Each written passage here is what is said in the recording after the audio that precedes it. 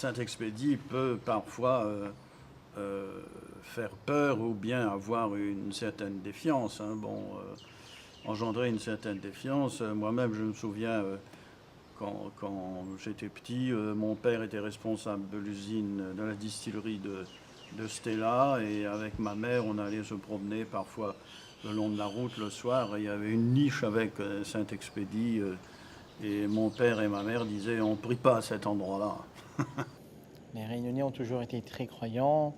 L'histoire de la Réunion est empreinte de ces croyances multiples, diverses, et ce qui explique que, à mon sens, cette présence que l'on ressent surtout auprès des Réunionnais de confession catholique, de cette représentation de Saint-Expédie. Saint-Expédie est un saint, il peut être vénéré par tous. Et ce n'est pas parce qu'on a prié ou vénéré Saint-Expédie qu'on est en train de faire de la sorcellerie. Je crois qu'il y a là un amalgame assez rapide hein, qui a été fait et il me semble qu'il convient de changer de focale et de ne pas se polariser sur cette vision des choses. Souvent, on voit cette ignorance qui fait qu'on va cataloguer quelque chose comme étant de la sorcellerie.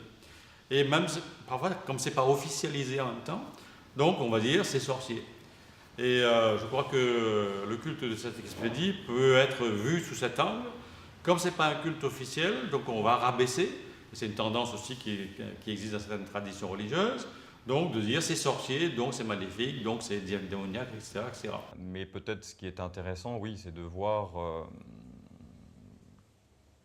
qu'est-ce que, enfin, quels sont les éléments de l'histoire réunionnaise qui viennent se condenser dedans. Moi, j'aurais tendance à dire que c'est peut-être un peu comme la géologie des terrains peuvent permettre de comprendre l'histoire. Peut-être qu'effectivement, une analyse de ce personnage permet de comprendre une certaine construction de l'identité de la culture réunionnaise en général.